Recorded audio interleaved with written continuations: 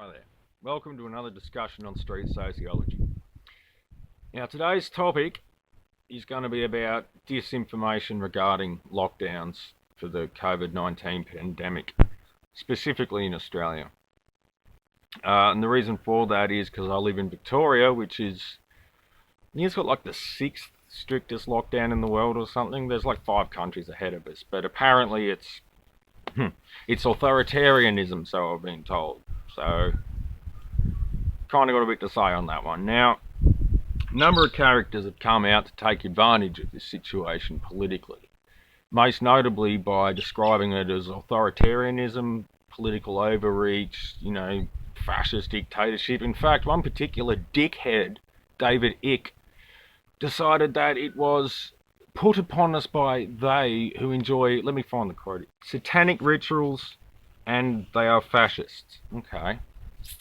That's the exact kind of crap I'm talking about. But it all comes back to the key word here, authoritarianism, which is a really big buzzword. Now, here's a fun fact. Australia is one of the most politically passive countries in the world. Okay? Like, we don't care. Most people just don't. We are seriously passive when it comes to this stuff. Okay? And the Australian federal government for about 20 years now has been taking some genuine and serious steps towards authoritarianism. A great many steps. Okay, and I'll furnish you with some examples of that in just a moment. But you need to understand this and understand it well.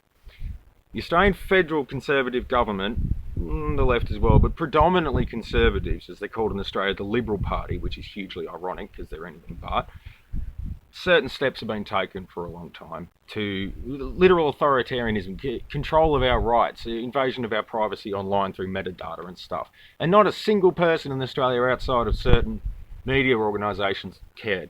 We don't care. Take our rights, take our metadata, take our privacy. We're Aussies. We don't care. And then this happens. The lockdown in Victoria by the Premier Daniel Andrews. And all of a sudden, every Australian likes to pretend they care about authoritarianism all of a sudden. Okay. Well, if we care so much, why are we ignoring all of the actual policy decisions being made at the federal level that are authoritarian? Okay, because a lockdown, given it's within the bounds of public health measures, pardon me a moment, the state of disaster and the state of emergency, there's nothing illegal about it. Now, some could say that Victoria's lockdown is too strict, too harsh. Okay, now, I don't have an answer for that. And more importantly, neither do you. You have no idea because history hasn't played out yet. Is it right to lock this stuff down so hard and restrict people's freedom of movement in order to ameliorate a public health crisis? Legally, yes. If it wasn't illegal, it wouldn't be being done, at least not in public. Okay, is it moral or is it epidemiologically the right thing to do? Again, I don't know and neither do you. We don't know. What I can tell you is that while the death rate of COVID-19 seems to be around about 1.5%, depending on location, the concern here is, to me personally, is permanent injury from the virus, because we have these figures bandied about on social media. Oh, 99% of people survive the virus, so why have all the lockdown? Okay. But 100% of people who get the virus are going to have some form of symptom from it. They've found many cases of people who had asymptomatic infection who ended up with, medium-term, if not long-term, lung damage, organ damage, brain damage, blood clotting problems, vascular problems. Okay, now what we don't want to do is let this off like some other countries in Europe have done and go, oh, okay, we're going to let it run through the population, herd immunity, whatever. If you live, you live. You die, you die. It's not that simple. If it was, we would all have done it. The problem is, what happens to someone a year after they've had a COVID infection to their central nervous system? None of you know, and neither do I, because the damn thing hasn't existed for a year yet. We do know, factually, there are a number of, at minimum, medium-term consequences for about 20% of people that catch this disease, irregardless of age group.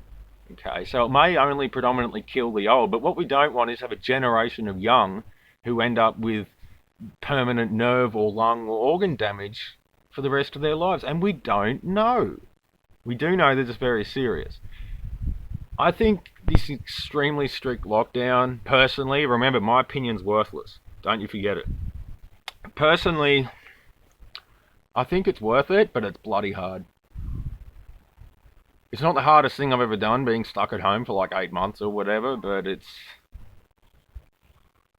there is nothing about this that I enjoy. Is it the right thing to do or not? I don't know, neither do you. But I tell you what, it's a lot easier for me to sit here talking and a lot easier for you to sit here watching than it is to make the decisions that matter when it comes to this stuff, when thousands of lives are on the line. So, let's look at some fun facts. Actually, just one.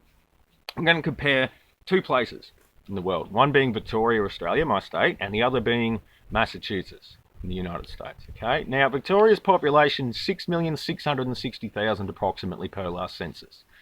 Population in Massachusetts, 6,892,000. Okay, so pretty similar, right? Victoria's had 26,700 cases of COVID-19. Massachusetts has had 125,000. Victoria has 729 deaths from the virus. Massachusetts has 9,225. One of those locked down and one didn't. Now, it's all easy to say, oh, it's just a few more dead old people. It's all fun and games until it's your parents, isn't it? Or someone you love. And then it becomes all too real, doesn't it? So let's look at that. There's a pretty massive discrepancy between 729 dead people and 9,225 in the same population bracket. The same size. Okay, so yeah, it works. Okay, now let's get on to the main topic here, authoritarianism. Okay, so the lockdown again in Victoria is not authoritarian in nature. It is legally backed up by legal principles. Okay, now there's been a lot of debate in Australia around, the Premier moved to extend the state of disaster by a year, he wants to take over. Well, the reason he wanted to expand the state of disaster is because in state of emergency is every other state and territory in Australia, as far as I'm aware, has a framework to do so, except Victoria. The others do it automatically. There is no debate. But when he tries to extend it, when there still is debate around it, he's the authoritarian. Okay, well, let's get down to it. Now, the federal Conservative government has been working for years now to undermine our rights, undermining unions and trying to ban certain unions. ASIO just announced this week, the Australian Secret Intelligence Organisation, they've been illegally spying on Australian citizens now for over 20 years. They're the ones who announced it in the media. The only articles I ever saw on that was on the ABC. Conservatives weren't very interested that the Australian Secret Intelligence Organisation is illegally spying on us. Is that authoritarianism? Yes. Okay, let's move on then. Right, protests. That's a great topic, right? Because, first of all, the Black Lives Matter protests were bad because they were breaking COVID regulations. I agree with that. Okay. But the anti-lockdown protests were good because it's the restrictions that are authoritarian. Okay, so now the federal government likes protesting all of a sudden, but only if it's against masks. Here's a cool thought. No one should be bloody protesting because it's a friggin' pandemic. No one. But it's just funny how certain media pick sides on that. And as you well know, that goes for both sides. But the federal Conservative government moved to restrict people's freedom of association and freedom of protest last year. About 6 months before the virus existed. So Daniel Andrews is a dictator because he doesn't want people protesting during a pandemic. Okay, that's bad. But the same government who says that's bad are the ones who, late last year, were trying to basically make it as difficult or illegal as possible for you to protest against them. It's cherry picking, dude. Open your eyes. Alright. And another good example, probably a final example of actual authoritarianism, would be when the Australian Federal Police last year raided the ABC, the Australian Broadcasting Commission, and the offices of News Corp. A journalist, Annika Smethurst, I believe her name was.